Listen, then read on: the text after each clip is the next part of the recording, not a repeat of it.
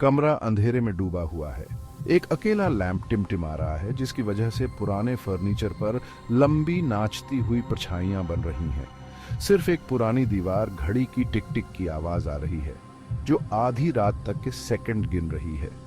अचानक सन्नाटा एक तेज रिंगटोन से टूट जाता है। एक मोबाइल फोन जो एक छोटे से टेबल पर रखा है, जोरों से वाइब्रेट कर रहा है। अंधेरे में स्क्रीन एक अजीब नीले रंग में चमक रही है, जिस पर एक अनजान नंबर दिख रहा है।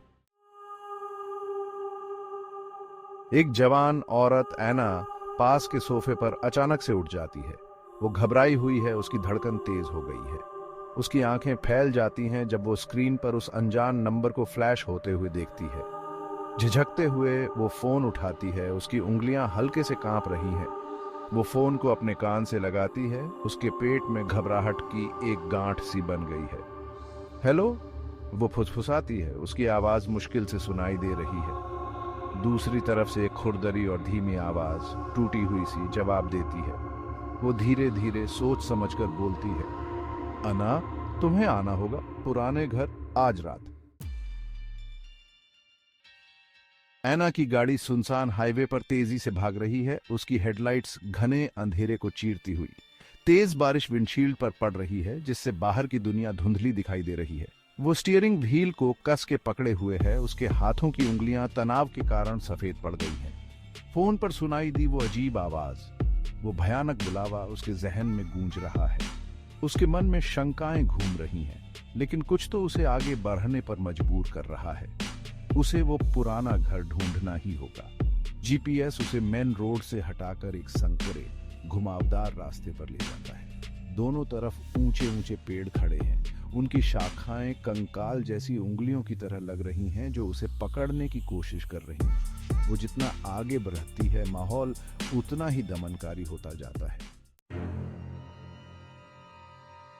तूफानी आसमान के नीचे एक कंकाल जैसी आकृति, पुराना घर उसके सामने आता है। उसकी खिड़कियां अंधेरी हैं, बेजान आंखें उसे घूर रही हैं। दीवारों से पेंट ऐसे उतर रहा है जैसे घावों से पपड़ी जम रही हो, जिससे नीचे की सड़ी हुई लकड़ टेढ़ी दिखाई दे रही है। हवा में नमी भरी मिट्टी और सड़न की गंध है। ऐना कांप उठती है, उसकी रीढ़ की हड्डी में सिहरन दौड़ जाती है। ये जगह ठंडी, वीरान और अनकहे रहस्यों से भरी हुई लगती है। जैसे ही वो गाड़ी से बाहर निकलती है, बारिश की आवाज और तेज हो जाती है। छत पर एक बेरहम लय की तरह बजती हुई वो पोर्च की तरफ चलती है। उसके कदमों की आहट सन्नाटे में गूंज रही है। एक टिमटिमाती हुई रोशनी सामने वाले दरवाजे पर लगे एक छोटे से सफेद लिफाफे को रोशन कर रही है।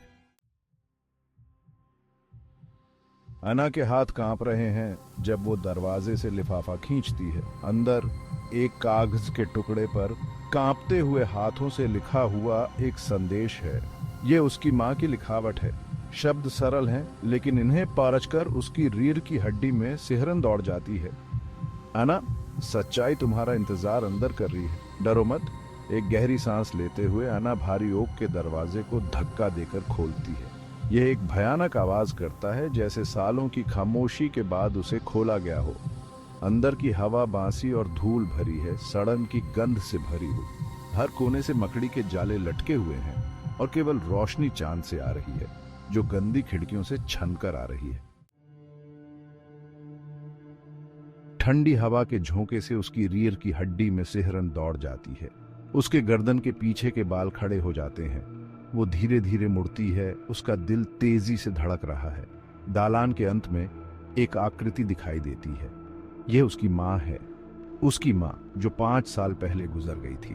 अन्ना हैरान रह जाती है। चीखने से बचने के लिए उसका हाथ उसके मुंह पर चला जाता है। भूतिया आकृति पारदर्शी है, अंधेरे में एक टिमटिमाता हुआ सिलुएट। फिर भी उसकी विशेषताएं अचूक हैं। उसके होठों का कोमल वक्र, उसकी आंखों में परिचित गर्माहट। मां, अन्ना सांस लेती है। उसकी आवाज मुश्किल से एक फुसफुसाहट है। क्या सचमुच आप हैं? भूतिया आकृति उदास होकर मुस्कुराती है।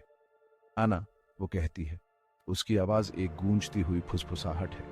कुछ बातें हैं जो तुम्हें जाननी चाहिए। सच्चाई जो बहुत लंबे समय से छिपी हुई है। डर की जगह एक हताश लालसा ने ले ली। अन्ना करीब आती है, अपनी मां को छूने के लिए हाथ बढ़ाती है।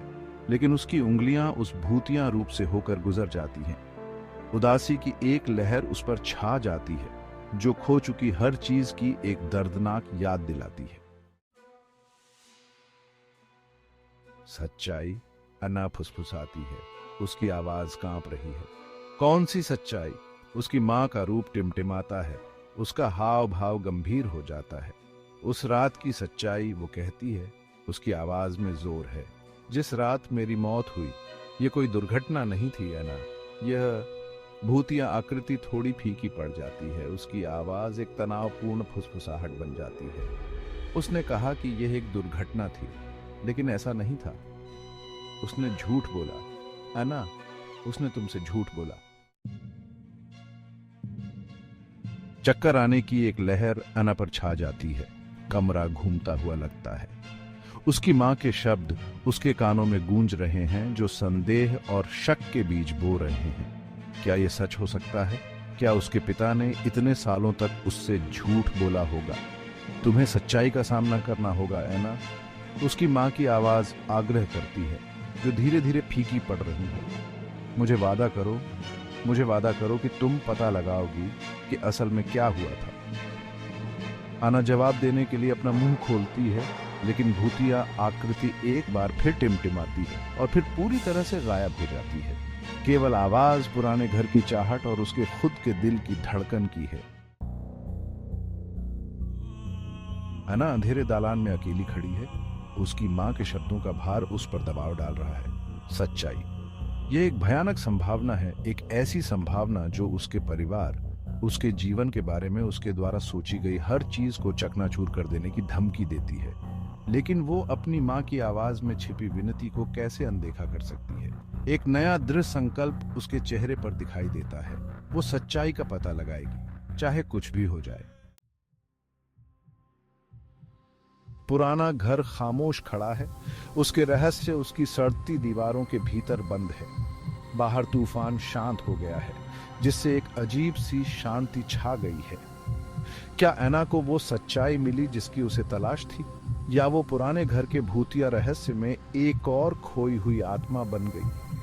कुछ सच्चाइयां शायद दफन ही रहना बेहतर होती है, लेकिन कुछ रहस्य चुप रहने से इनकार कर देते हैं। सवाल बना रहता है, उतना ही भयानक और अपरिहार्य जितना कि सच्चाई खुद।